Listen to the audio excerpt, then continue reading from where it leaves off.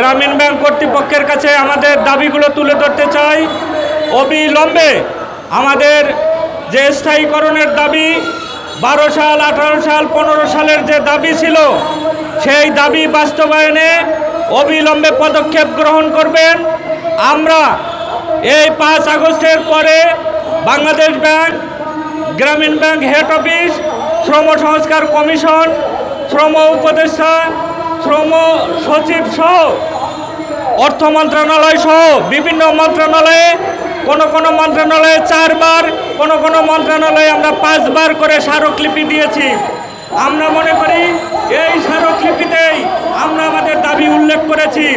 আমাদের একটাই দাবি, চাকরি স্থায়ীকরণের ঘোষণা দিয়ে এই 3500 পরিবারকে পথে বসানোর হাত থেকে রক্ষা করবেন। যদি তা না করা হয়, আগামী শনিবার আমরা এই প্রেস ক্লাবে সারা দেশ থেকে এই 3500 পরিবারকে নিয়ে আমরা গণ অবস্থান কর্মসূচি গ্রহণ করব।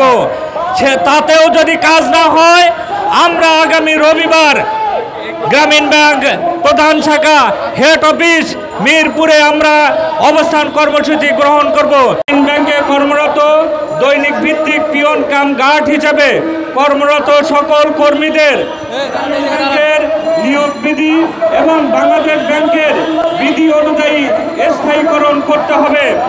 আমাদের দ্বিতীয় নম্বর দাবি আদায়ের আন্দোলনকে নস্যাৎ করতে যেসব কর্মীকে চাকরিচ্যুত যোগদানে বাধা প্রদান করা হচ্ছে এবং ছাঁটাই করা হয়েছে, তাদেরকে উপযুক্ত ক্ষতিপূরণ দিয়ে চাকরিতে যোগদানে এবং স্থায়ীকরণ করতে হবে।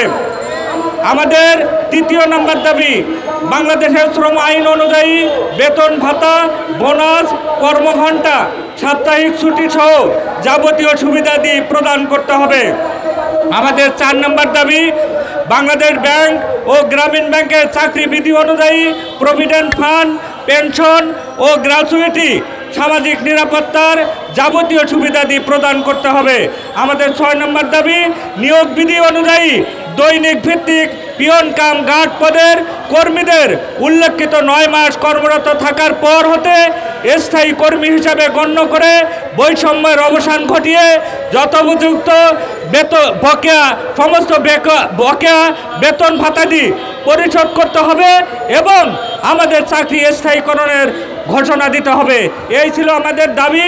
এই দাবি বাস্তবায়নে আমরা আমাদের দেশের সমগ্র যে সাংবাদিক বন্ধুরা আছেন তাদের মধ্য দিয়ে এবং গ্রামীণ ব্যাংকের যে কর্মকর্তা কর্মচারী এবং প্রশাসন আছেন তাদের কাছে আমরা এই দাবি সাংবাদিক বন্ধুদের মধ্য দিয়ে পৌঁছে দিতে চাই। আগামী দিনের যে আন্দোলন সংগ্রাম, সেই আন্দোলন সংগ্রামে সবার অংশগ্রহণ এবং সহযোগিতা প্রত্যাশা করে আজকের এই কর্মসূচি এখানে সমাপ্ত করছি। সবাইকে ধন্যবাদ।